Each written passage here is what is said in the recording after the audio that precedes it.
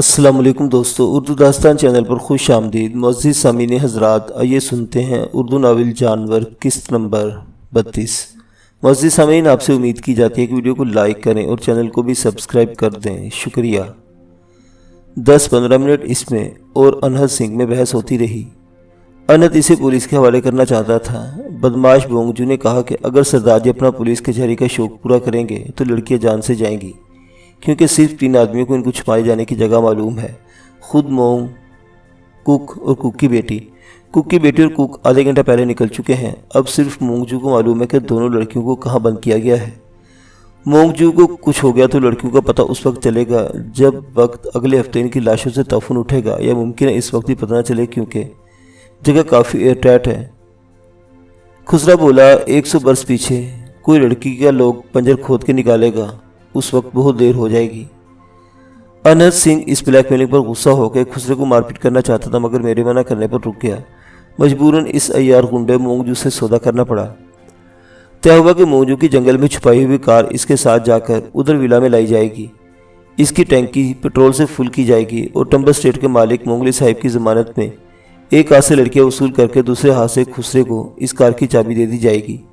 مونگجو کی روانگی میں کسی قسم کی رکاوٹ نہیں ڈالی جائے گی، کیونکہ لڑکیاں صحیح سلامت ہیں اور صحیح سلامت میرے یعنی شیر خان بنگش کی سپردی میں دی جائیں گی۔ انہد سنگھ نے بہت وقت چیک کرنے کے بعد انکل مونگلی کو بلوایا۔ بوڑھا علی صاحب اپنی چینی ہاؤس کیپر کے ساتھ آیا۔ انہد سے پوری بات سن کے سمجھو بے ہوش ہوتے ہوتے بچا۔ اس کے تو وہم و گمان میں بھی نہیں تھا کہ یہ خسرا اتنا بڑا جرائم پیشہ نکلے گا۔ مونگلی صاحب کے بڑھاپے سے فائدہ اٹھاتے ہوئے اور اس بات سے آئیڈیا لے کر ان کا کوئی وارث ٹمبر اسٹیٹ میں موجود نہیں، خسرے نے یہ سازش تیار کی تھی اور اس عزت دار ٹمبر جائیداد کو اغوا اور دوسرے جرائم کا گڑھ بنا دیا تھا۔ بڑے میاں نے غصے میں بس ایک ہی بات کہی کہ اگر وہ بودھ مذہب کے پیرو نہ ہوتے تو جاندار کی جان لے سکتے، تو اس کھلڑے مونگ کو جو بھی شوٹ کر دیتے۔ وہ اپنی ضمانت میں لڑکیوں کی بازیابی اور اپنے سابق ملازم مونگجو کی جائیداد سے رخصتی کرانے پر رضامند ہو گئے تھے۔ کہنے لگے، میں کو اس بات مونگجو سے کوئی انٹرسٹ نہیں، یہ کتا ادھر سے چلا جائے تو میں کو سکون ملے گا۔ مونگجو کی چھوٹی کمپیکٹ کار سرکاری ذخیرے سے بجلی کے ایک پرانے سب اسٹیشن میں زنگالو ٹرانسفارمر اور کار کباڑ کے پیچھے پلاسٹک کور میں سیل کی ہوئی رکھی تھی۔ پہلے وہ ڈیزائن کر کے لائی گئی۔ مونگجو کے کمرے میں اس وقت طاقتور بیٹری لائی گئی، کار میں لگائی گئی۔ لی اسٹیٹ کے پیٹرول کے ذخیرے سے کار میں پیٹرول بھرا گیا اور کوئی 1 گھنٹے بعد مونگجو کی رہائی کی تیاریاں مکمل ہو گئی۔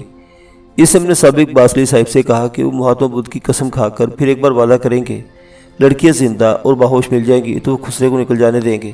وہ یہ بھی قسم کھائیں کہ 2 گھنٹے گزرنے سے پہلے پولیس سے سیکورٹی سے بات چھپائی جائے گی اور خود ہم لوگ بھی نہ تو کوئی تعاقب پارٹی خسرے کے پیچھے روانہ کریں گے، نہ خود جائیں گے۔ بوڑھے علی صاحب نے قسم کھائی اور خسرے نے انہد سنگھ سے کہا، ٹھیک ہے، میں مطمئن ہوں، آپ مجھے لے کر کک کے کوارٹر میں چلیے، وہاں لڑکیوں سے ملاقات کراتا ہوں۔ رسیوں سے بندھا ہوا بدماش اور انہد سنگھ آگے آگے تھے، پھر میں اور لی صاحب، آخر میں چینی ہاؤس کیپر اپنی نوٹ بک پینسل سنبھالے آ رہی تھی۔ میں اور انہد سنگھ مسلح تھے۔ انہد اپنا ہتھیار تیار کر کے خسرے کی کمر میں گردوں کی جگہ لگا رکھا تھا۔ وہ کک کے کوارٹر کی طرف جاتے ہوئے دھیرے دھیرے اپنی مادری زبان میں بڑبڑا رہا تھا کہ انہد سنگھ، تو کھوتا مطلب گدھا ہے، تجھے پہلے ہی شک تھا کہ لڑکیوں کو کوارٹر کے پاس رکھا گیا ہے، تو نے اس باسٹر کھدڑے کو چنگیزی مار لگا کے اس سے اقبال جرم کیوں نہیں کرا لیا؟ کک کا کوارٹر خالی تھا، سامان اسی طرح بکھرا پڑا تھا کہ صاحب لگتا تھا گھر والے جلدی میں فرار ہوئے ہیں۔ مونگجو سب کو لے کر کچن سے ملے اسٹور روم میں پہنچا۔ بظاہر عام سا اسٹور تھا، یہاں کپڑوں کی 2 الماریاں بھی تھیں، برتنوں کے ریک، ٹوٹا ہوا ثابت فرنیچر، قالین وغیرہ سب بکھرے پڑے تھے۔ مونگجو نے فرش پر پڑے قالین کے پہلے ٹکڑے کی طرف اشارہ کر کے اسے اٹھایا۔ قالین کے ٹکڑے کو ہٹانے پر فرش میں لوہے کے فریم میں لوہے کا ایک دروازہ جڑا ہوا تھا۔ خسرے کی بیلٹ میں چمڑے کا ایک وکی پرس لگا تھا، جس سے اس نے ایک بھاری سی چابی نکال کے دروازہ کھولا۔ دروازہ بھاری تھا، مونگجو کے ہاتھ بندھے ہوئے تھے، اس لیے مجھے اور انہد کو مل کر اٹھانا پڑا۔ خوب اچھی طرح تیل دیے ہوئے دروازے کو اٹھانے سے کوئی شور تو نہ ہوا، مگر یہ بھاری بہت تھا۔ مونگجو ہنس کے بولا کہ کک سانڈ کی طرح مضبوط ہے، وہ تو اکیلا آرام سے دروازہ اٹھا لیتا ہے۔ انہد کو اس کی بات بری لگی، گالی دے کے بولا، تو اپنا گندا منہ باندھی رکھے تو اچھا ہے، نہیں تو چھتر مار کے یہ گٹر بند کر دیں گا، سمجھا؟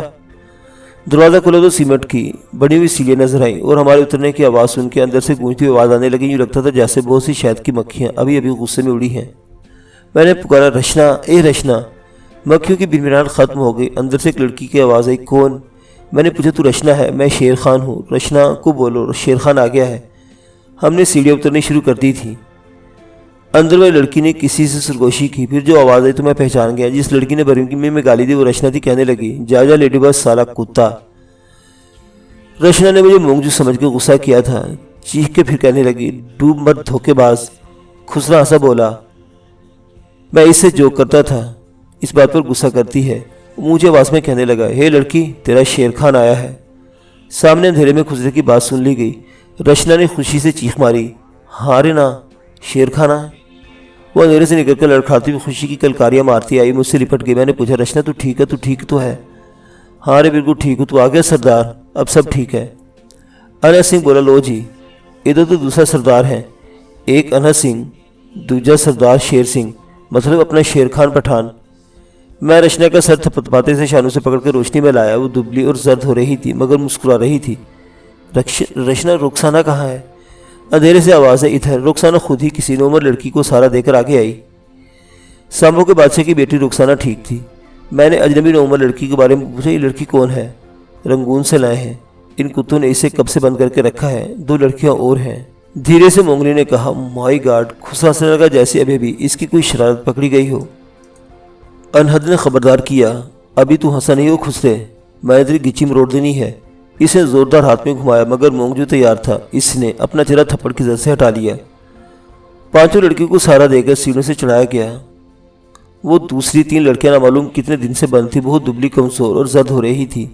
رشنا اور رخسانہ بھی کوئی بہت اچھی حالت میں نہیں تھی مگر ان بیچارے لڑکیوں کی حالت تو ابتر تھی۔ مونگجو نے اسٹور روم میں پہنچائے جانے پر کہا، شیر خان صاحب، ابھی آپ لڑکیوں کو ادھر ہی روکو، باہر جا کے میرے کو رخ مت کرو۔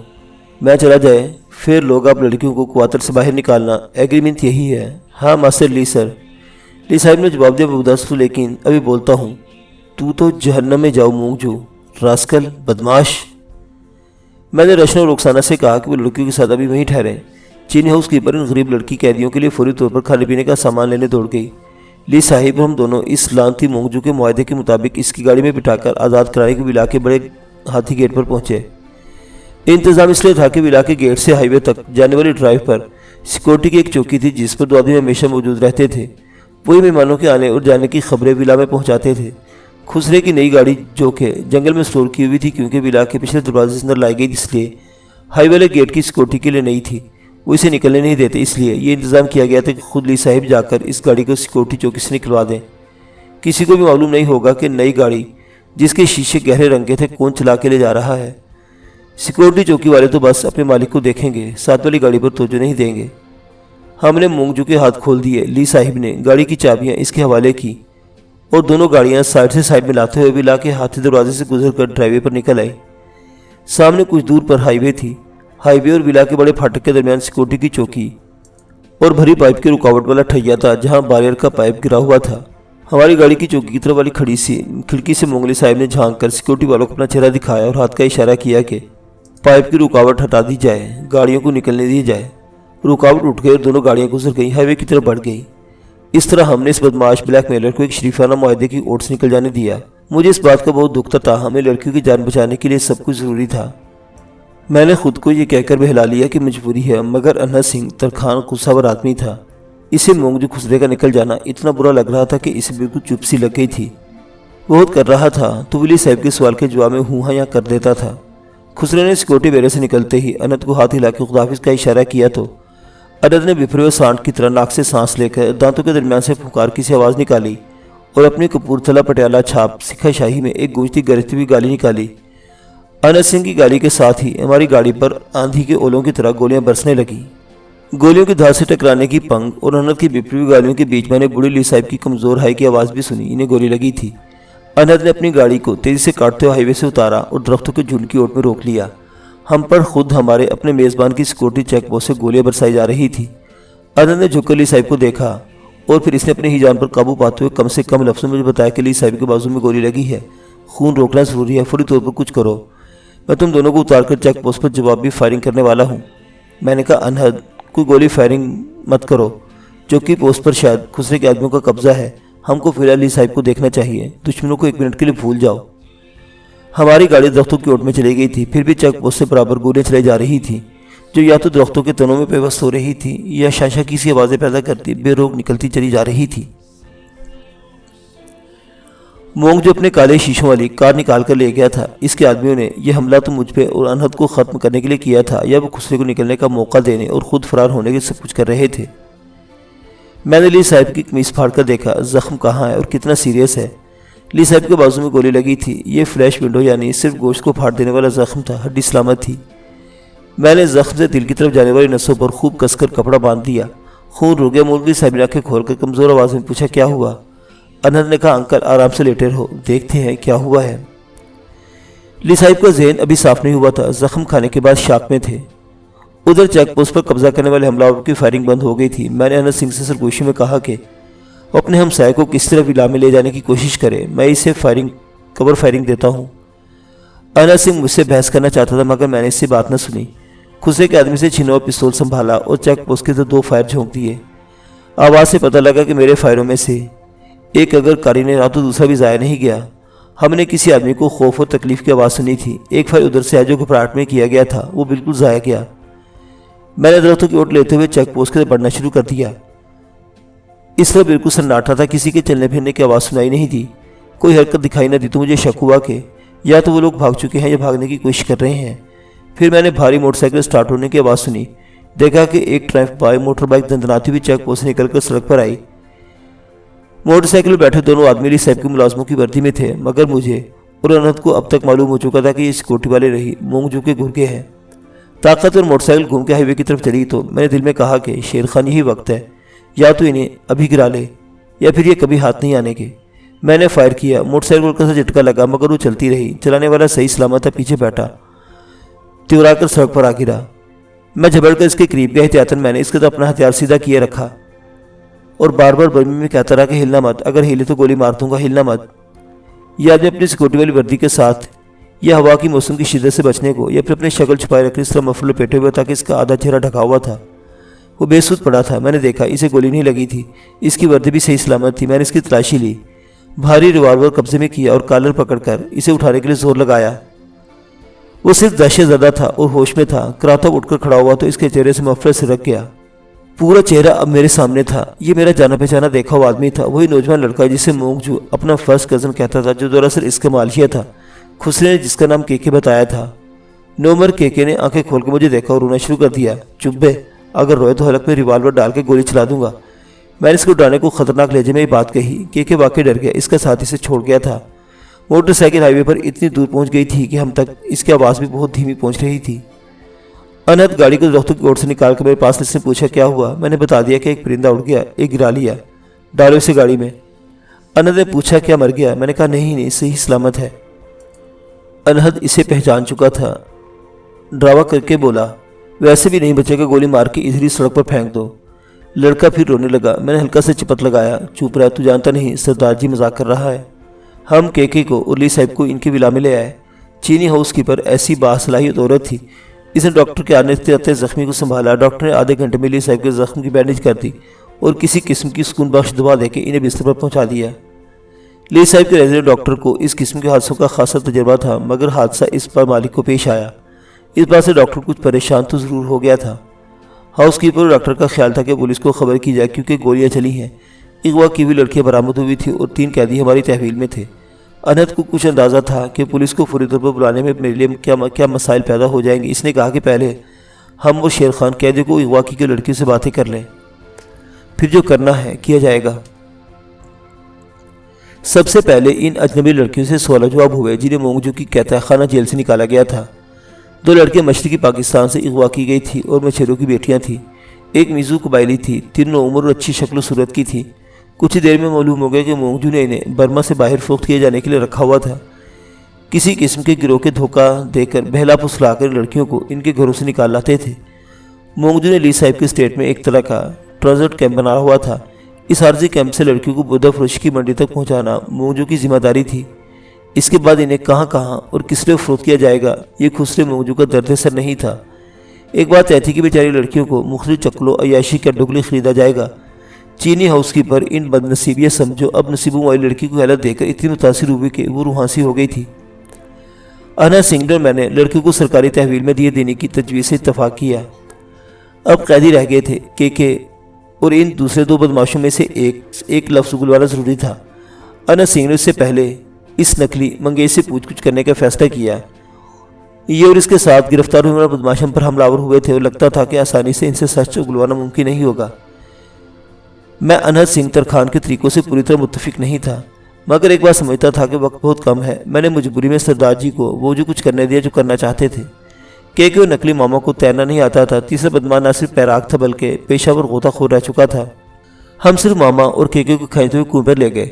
अनहद ने एहतियातन इनके मुंह पर टेप चिपका दिया ताकि वो शोर न बचाएं और ज़्यादा पानी पी लेने के नतीजे में मर भी न जाए। फिर इसने इन्हें अंगूरों के गुच्छों की तरह रस्सी से बांध के कुएं में उतारना शुरू किया। ज़्यादा दोनों बदमाशों के हाथ पैर भी बांधे गए थे। तरीका वही पुराना, खासा सादा और वहशियाना था। अनहद सिंह ने पानी में डुबोता था और पहले इत्मीनान कर लेता था कि नाक के रास्ते थोड़ा सा पानी उनके मकसद में पहुंच जाए। जब दोनों गुर्गों को यकीन हो जाता कि वो बचते नहीं, बस अब मरने वाले हैं, तो सरदार ही ने खींच लेता। कुएं के बाहर ने कीचड़ मिट्टी में फेंक दिया जाता और टेप खोल कर पूछा जाता कि हाँ भाई, हमसे बात करने के मूड में हो। बाहर निकाले जाने पर मामा ने 2 मरतबा तो बहुत बकवास की और गालियाँ दी, मगर एक बार जब इसने अकेले को अनहद ने ज़रूरत से ज़्यादा पानी में देर तक रोके रखा तो मौत सामने देखकर गिराने लगा। बोला कि हाँ, सब कुछ बता दूंगा। इसे नर्म करने के बाद सूखने को एक अलाव के पास जलाकर छोड़ दिया गया। अब फिर केकी की बारी थी। वो तमाम अरसे खियाता रहा। इस पर अनहद सिंह ने इसे खबरदार करने को ज़्यादा ही देर डुबोए रखा, जिससे केकी की हालत गैर होने लगी। इसे लर्जा चढ़ गया। मैंने अनहद के चुंगल से बचा लिया, कुछ ज़ुबानी हमदर्दी की और ले जाके अलग कमरे में कंबल में लपेट दिया। और फिर जो केके से मैंने पूछगछ की तो बहुत मुफीद नताज निकले। तीसरे बदमाश के लिए कुएं की तकनीक कुछ ज़्यादा मौसर नहीं हुई, इसलिए कि इसे आग के पास ले जाया गया जहाँ मामा पड़ा सूख रहा था।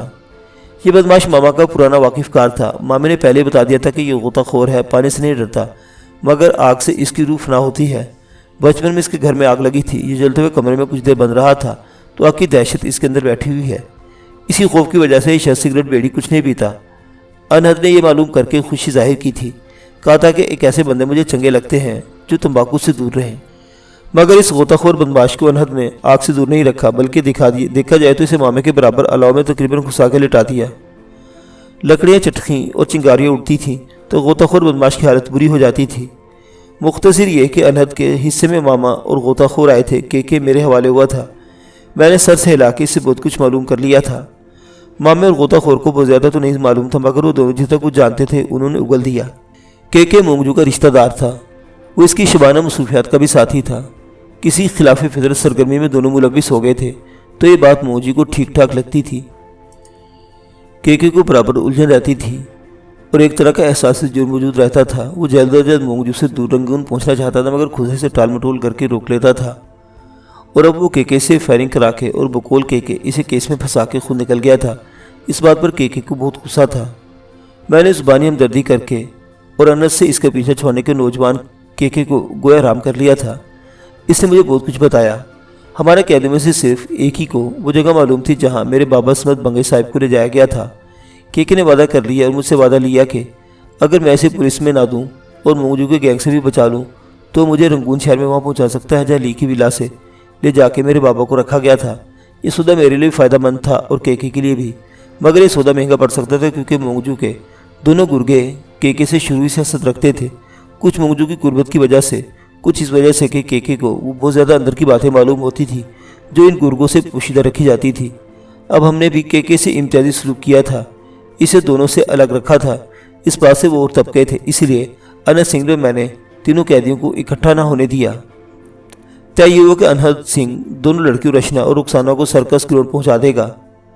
रुखसाना का बाप साहब का बादशाह मुकामी पुलिस और सर्कस के इंतजामिया को लेकर दूर टंबर ज़्यादा में मारा फिर रहा था। सबसे पहले तो इसकी परेशानी दूर करने की ज़रूरत थी, इसलिए तय हुआ कि अनहद सिंह पुलिस को मुतल्ला करे और लड़कियों को पहुँचाए। रचना की हालत ज़रा बेहतर हुई तो इसने मेरे साथ रंगून जाने की रजामंदी शुरू कर दी, मगर अनहद ने और मैंने इसे राज़ी कर लिया था कि जब तक मैं अपने बाबा का पता ना लगा लूँ, इनसे मिलकर रंगून से नहीं लौटता हूँ, वो रुखसाना के साथ सर्कस में ही रहे। फिर आके इससे जहाँ कहेगी ले जाऊँगा। क्योंकि मैं पुलिस के सामने नहीं आना चाहता, इसलिए मैंने खुद को और मोंगजू के मालिशी कज़न के को पूरी दास्तान से निकलवा दिया था। कोई भी अब हमारा जिक्र नहीं करेगा। अनहद सिंह ने अपनी जीप राशन पानी के साथ मेरे हवाले कर दी। पुलिस को वायरलेस कर दिया गया कि लड़कियां मिल गई हैं और मोंगली साहब की टंबर जायदाद में एक जराम पेशा गिरोह पकड़ा गया है। अनहद सिंह मोंगजू खुसरे के दोनों साथियों को ली साहिब की सिक्योरिटी की तहवील में गेट ऑफिस के बराबर वाले कमरे में बंद करके मेरे साथ बैठा नाश्ता कर रहा था। कहने लगा, آج تو بعد پھر رنگون ساڑھے ملاقات ہونی ہے، رب کرے گا تو۔ انہد اس وقت اچھے موڈ میں تھا کیونکہ اس کے کہنے مطابق اس کی دلدار چین اس کے اوپر پہلی باری اس کی دلداریاں کر رہی تھی، اپنے ہاتھ سے اس کی پلیٹ میں کھانے کی چیزیں نکال کے دے رہی تھی۔ وہ شاید اس لیے زیادہ مہمان نوازیاں کر رہی تھی کہ میز پر اس کے باسلی صاحب کی کمی کو تو پوری کرتا۔ میں نے کھاتے اور پیتے ہوئے انہد کو اتنا مگن کبھی نہیں دیکھا، لیکن نہیں، پیتے ہوئے تو کہیں زیادہ مگن ہو جاتا تھا۔ ایک بار ہاؤس کیپر نے میری اور انہد کی کرسیوں کے ساتھ ہاتھ باندھ کر چاندی کے بڑے بڑے چمچے پر لایا گیا پنیر کا گرما گرم پکوڑا انہد کی پلیٹ میں رکھا تو بظاہر پکوڑے کی تلن کی خوشبو سے مست ہو گئے، مگر اصل میں ہاؤس کیپر کو ستانے کے ارادے سے انہد نے لمبی سی آہ کی اور ہاتھ بڑھا کے پیچھے آیا ہوا ہاؤس کیپر کا بازو تھام لیا، لگا تعریفوں کے پل باندھنے۔